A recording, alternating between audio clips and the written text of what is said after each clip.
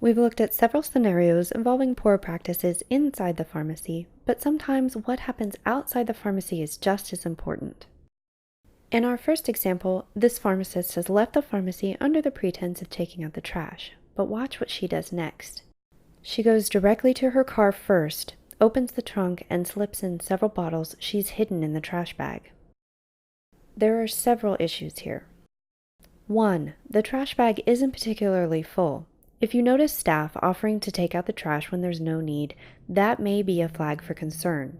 2. The trash bag is relatively opaque, meaning you can't easily see the contents. It's best practice to use clear trash bags in the pharmacy, which allow a person to easily see the contents of the trash bag.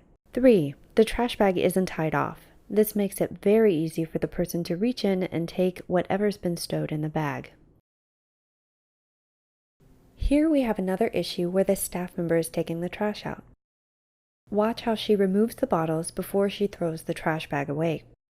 She tucks the bottles into her coat and proceeds back into the pharmacy.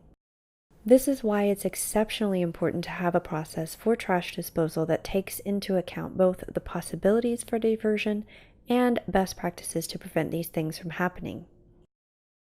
Now we'll take a look at a similar situation. The pharmacist is leaving for the day. Notice that she has her coat on still.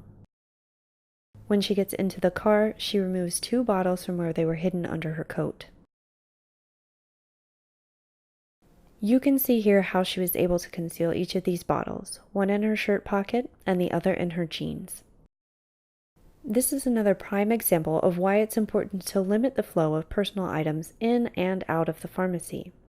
Her coat, for example, should be kept in the pharmacy itself.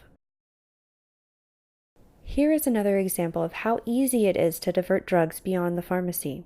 Take the drive-through setting. A pharmacist or pharmacy technician arranges for a friend to pick up a prescription, or perhaps to just drive through under the pretense of picking up a prescription.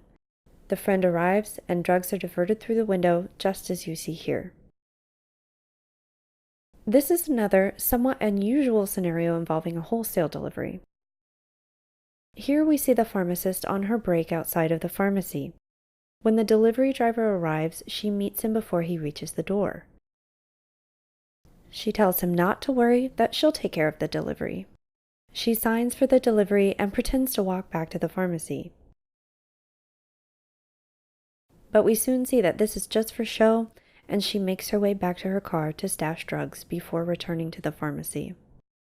As you can see from these different scenarios, it's all too easy for drugs to be diverted from the pharmacy. However, these scenarios can easily be prevented by making sure your pharmacy employs best practices in its everyday functions.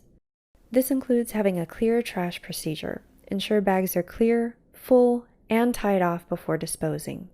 It also includes clear wholesaler delivery procedures, wherein the pharmacist or pharmacy technician signing for the delivery is doing so inside the pharmacy and with another staff member present.